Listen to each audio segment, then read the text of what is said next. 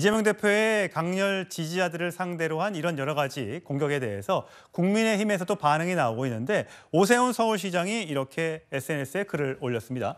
민주를 포기한 야만 정당인가 민주당은 민주당 내에서 배신자를 색출하고 투표 공개하라는 내용은 이 공산당 치하에서나 어울릴 법한 풍경이다. 이렇게 얘기를 했고요.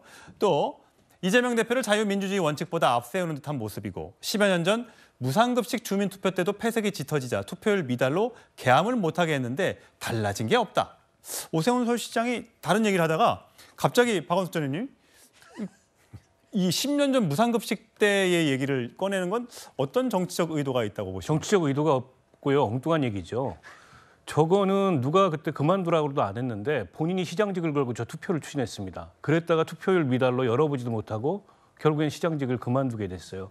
그게 당시에 보수 정당의 부정적인 영향을 굉장히 끼쳤습니다. 멀쩡하던 서울시 권력을 갖고 있었는데 그걸 던져버리고 그래서 그 보궐선거에서 박원순 시장이 당선되면서 서울시의 권력이 이제 민주당 쪽으로 넘어갔거든요. 그 뒤로 한동안 선거를 못 이겼잖아요. 그래서 그야말로 당시에 일종의 오세훈 시장이 당 내부에 이거 총질 정도가 아니고 폭탄을 던졌다라는 평가가 있었고 본인도 한동안 그로 인해 정치를 못하고 야인으로 떠돌았던 그런 과정이 있었습니다. 근데 지금 상황에서 민주당 내부에 이 가결 투표에 대한 여러 가지 그 험악한 얘기 나오는 거를 그것과 결부시켜서 얘기하는 거는 적절한 비판은 아닌 것 같고 예. 오세훈 시장이 무상급식 그 주민투표 당시에 본인의 과오를 성찰하고 그걸 넘어선 줄 알았는데 이제 보니까 안 그런 것 같습니다. 예, 윤기찬 부장님. 이게 비민주적인 행태라는 것은 국민 누구도 다 인정하는 꼴이거든요. 왜냐하면 이 민주주의라는 게 이제 소수의 의견도 존중하자는 거잖아요. 예. 지금 민주당 같은 경우는 의회에서도 소수 의견을 무시하고 있어요. 의회법에 정해진 일반적인 절차를 다 뛰어넘고 있는데 이것도 마찬가지입니다. 투표 결과가 사실은 그대로 수치로 드러나야 돼요.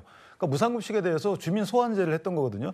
그 주민들이 어떻게 생각하는지가 이게 실제 다 드러나가지고 찬성 어느 정도 하고 반대 어느 정도 하라는 걸 다 알려줘야 예. 이것이 나중에 국민들 의견이 그대로 오픈되는 거 아니겠어요? 근데 저 당시에는 33.3%가 돼야지만 투표함을 개함하게 돼 있어요. 예. 근데 이제 민주당에서는 그 33%에 이르지 않게 하기 위해서 아예 투표장에 나가지 말라고 했던 거죠. 여기에 대한 비판이죠. 이게 비민주적인 거죠.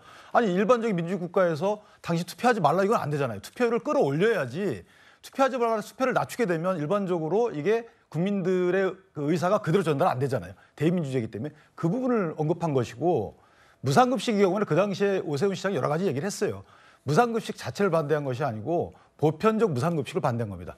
그러니까 선택적 이거 한쪽 실제 좀 어려운 분들께 두텁게 보호하자라는 것이고 그 당시에는 아마 서울시 예산이 20조였을 거예요. 근데 지금 47조거든요. 그러니까 지금은 이제 유치원 무상급식 전부 무상급식 주장하고 있습니다. 이렇게 시대에 따라서 재정에 따라서 다른 선택을 하는 것도 정치인의 또 태도, 올바른 태도라고 봅니다. 예, SNS에 근데 두 가지 메시지가 혼합되어 있다 보니까 헷갈리는 분들이 계실 텐데 자, 김기현 국민의힘 대표도 한줌 흘개불가한 개혁의 딸들이 아무리 버텨봐야 찻잔 속의 태풍이다.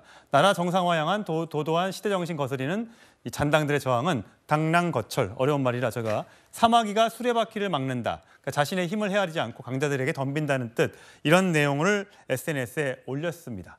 자, 과연 민주당 강렬 지지자들로부터 당을 어떻게 보호하고 또 지켜내고 또 다양한 목소리를 담아낼 수 있을지 지켜보도록 하겠습니다.